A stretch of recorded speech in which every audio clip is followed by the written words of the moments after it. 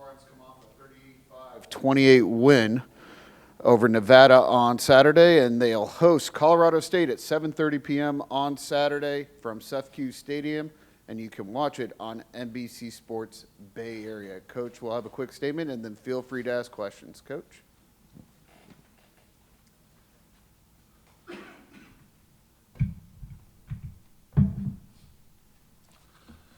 Hello, it's good to see everybody.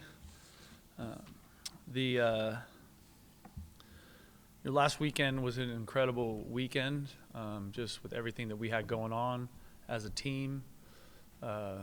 Trying to honor Camden McWright properly, trying to work through and are still working through, honestly, the grief of losing such a great teammate and a great person.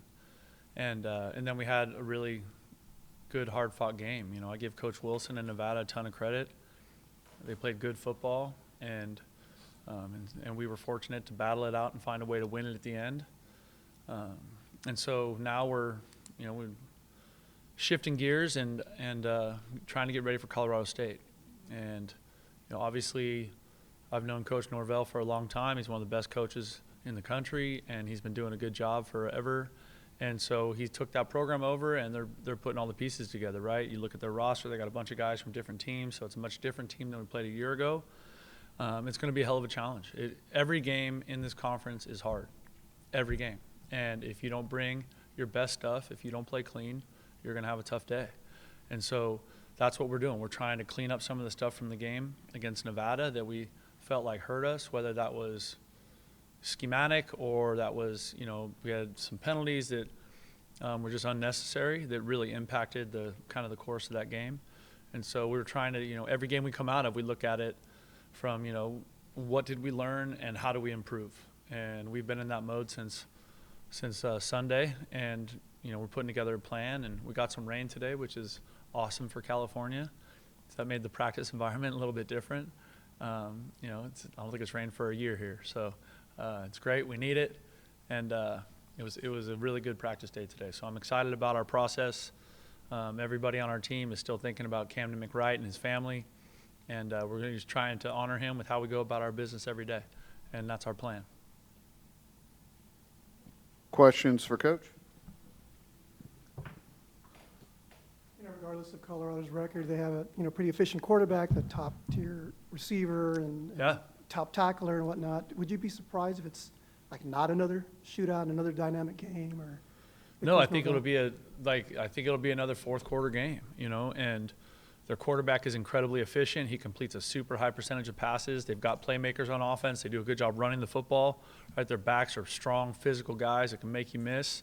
They've got big athletic offensive line, and so all those pieces are there, right? And then when you look at them defensively, their front seven is very, very good, very active, and they're backed up by a really good secondary. So this is a good-looking football team. When I watch them on tape, they beat Nevada at Nevada 17-14, right? Like, I don't know how that's much different than us beating Nevada here. And when you look at that common opponent stuff, that's where you go to. And so everything for us is just trying to focus on right now and how dialed in can we be to a meeting or a practice or a rep or a drill, and just keeping our focus there and trying to really drill down on the work that needs to be done to get ready to play.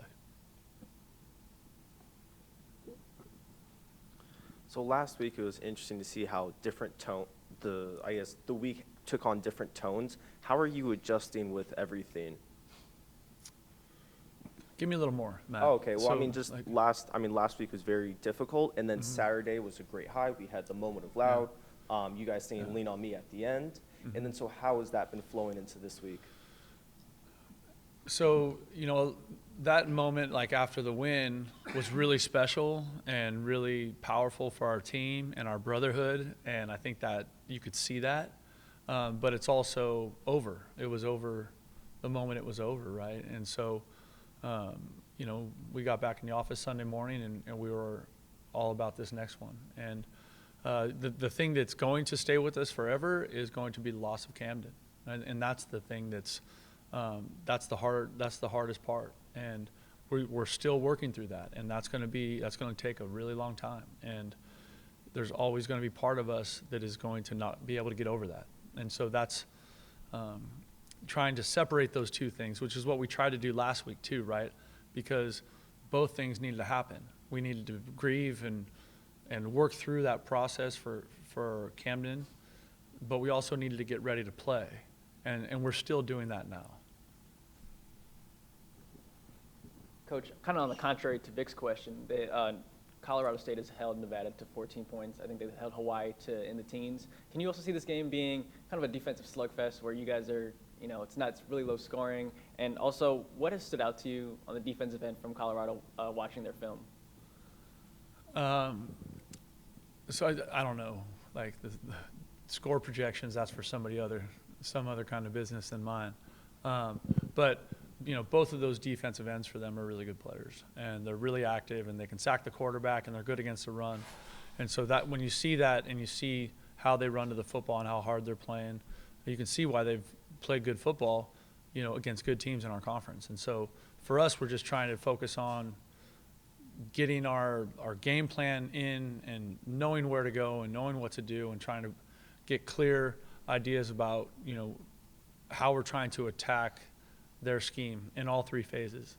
And then doing the work and building the skill and continuing to, accelerate that, now that we're in the month of November, basically the third month of the season, you have to keep attacking practice. You have to attack the work every day. You have to attack meetings. And that's where we're at with it, you know what I mean? And so I thought we had a great day today, and I'm excited about that, and I'm optimistic tomorrow will be good too. We saw Nick Nash in the game, receiver, I think special teams as well. But in this kind of last few games of the season, and teams kind of know each other, I guess, either on tape or what you guys see, there's not many surprises. Is it kind of still a chess game during the game, or is it kind of like putting things for other teams to think about, or both, just to keep them off balance, or in that sense? Yeah, so Nick is playing some receiver for us, and we're excited about it. He looks great out there.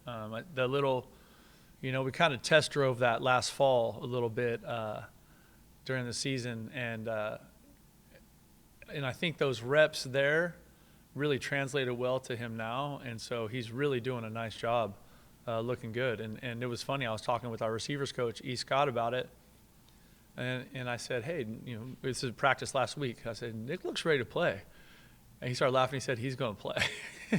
So he's doing a great job. We're having fun with it, and and I think Nick's excited about it too. Nick just wants to find a way to contribute, right? Whether, if that's in practice, from the game, special teams, on off, like he's excited about an opportunity to contribute. So I think that really speaks to who Nick is as a player and as a man, and I think it speaks to our team and how they care about each other, and everybody's just trying to find a way to contribute, trying to find a way to, give something to the greater good here, and Nick Nash is doing that.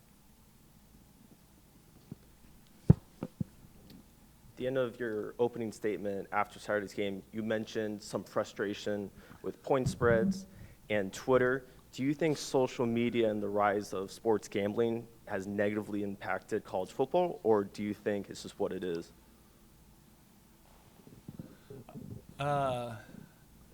Okay, so has social media and the rise of online gambling impacted college football?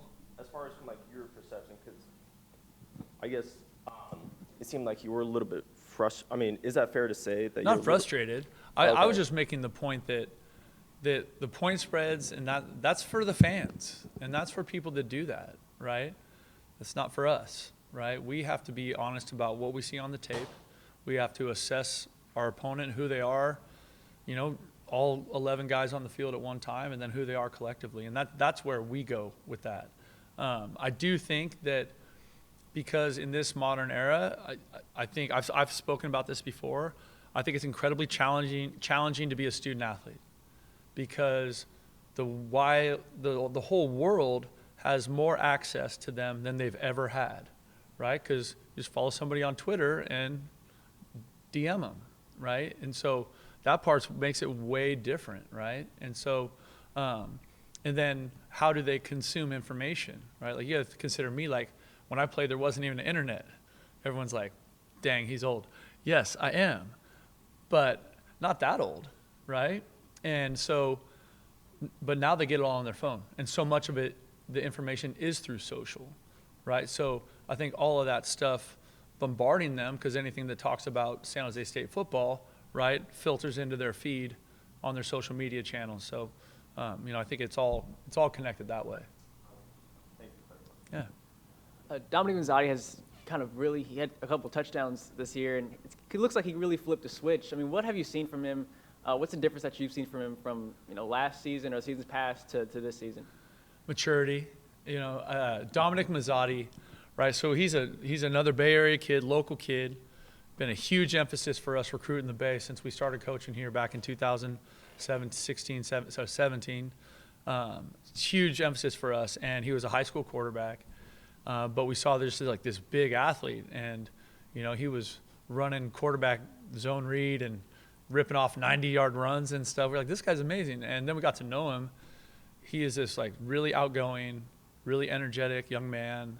He works insanely hard, and there's no question that at some point in my career, I will hire me or one of my coaches or coaching friends will hire Dominic Mazzotti to coach, and because of that, you're seeing him playing better football, right? It's his maturity physically. Like last year, we also had Deese, right? Deese is an all-conference player, right? So Dominic has learned from good players, and then he has really worked incredibly hard. He's just an animal in the weight room. He attacks meetings. He's in there with the offensive coordinator, joking about scheme, and he's, and with his position coach, I think that's what you're seeing from him. You're seeing the jump has been more, I think he's had more opportunity because Derek is gone, but then he is also, those reps and that work stacks. It accrues, right?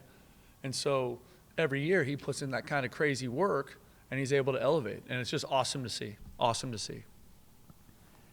Stemming off that, if you can bear with me for a second, cultural kind of recruit question, but you mentioned the rebirth and renaissance happening around, and I think a lot of the cultural reset kind of started in 2017, 2018, and I've been on the field with some of the pregame stuff with recruits. Do you sense like the culture kind of precedes them when they come in now, and then even more so when they meet you, and even more so when they talk to the players? I think so. I think so, and I think a natural positive of social media is that we're able to tell really good stories coming out of not just San Jose State football, but San Jose State athletics, San Jose State University, right? Like that stuff shows up everywhere, and that's the way that people are getting their information, right? Like my mom is 75 years old. She's like, oh, I saw on Twitter, So I think people are able to see that, like some of that content, and then when they meet us, they're like, oh, these guys are like that. That's how this program feels. And I think that's a positive for us. I really believe in our coaches. I think they do a fantastic job. Our training room, our strength staff, beyond football, like all those things are so a part of who we are, and they all tell the story. And as they're taking it on their phone, take that information in on their phone, and then they get here and they feel it and they see it. I think it's a good process for us. So I think that is shaping who we are. It is definitely shaping how we're perceived. And just going back to Saturday, it was interesting in the second half. I mean, you guys went 4 for 4 possessions, 4 touchdowns, but your longest play was 17 yards to Cooks, and then the second longest play was a 15-yard pass interference from Cooks as well. So was that a conscious effort instead of taking big chunk plays like we saw a little bit during Fresno State? How we game planned or how we adjusted Saturday night had nothing to do with Fresno State. It had everything to do with Nevada. And I thought, Shevin did a good job of distributing the ball. I think that's, when he throws to a whole bunch of different receivers or pass catchers, tight ends, backs, wideouts, that's when we're more effective. So I think it was more of us just kind of settling in. The first half, there was a lot going on with that half, right?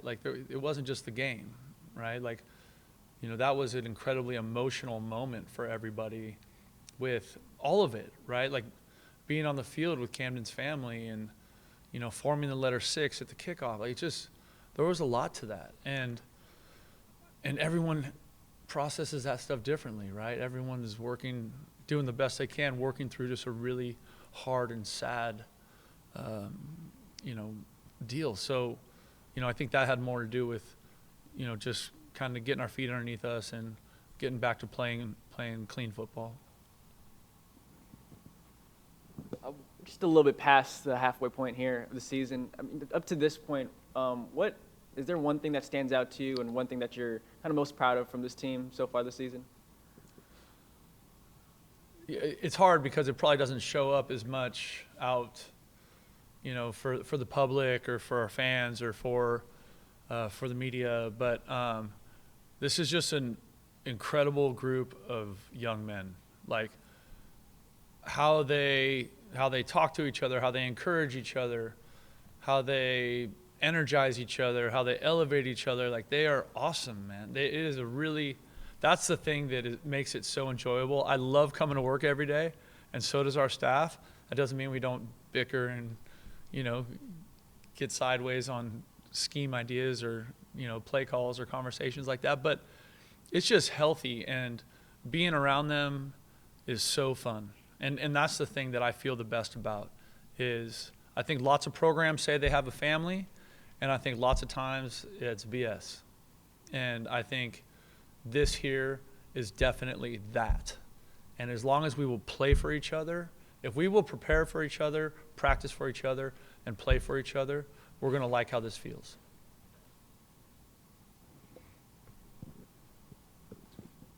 What have you seen from Brian Parham so far? It looks like he steps in for Cobbs, and last game was just. Whew.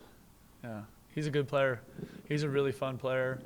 Young guy. I think Coach White does a fantastic job coaching our linebackers. And Parham is one of those guys that's really starting to emerge also as a leader with a good voice. Now, he's had really good players in front of him with Kyle Harmon and Jordan Cobbs. And I think that's part of that brotherhood thing, right? That's part of that family. Like, those guys are teaching the young ones, right? Because Jordan Pollard's playing good football too, inside linebacker, right?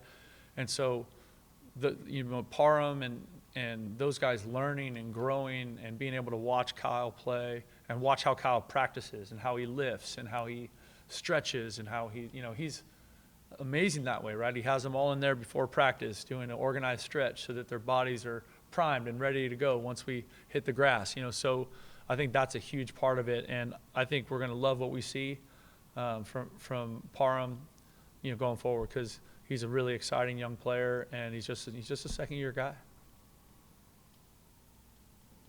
Any more questions? All right, thank you, Coach. Thank you all. Have a great week.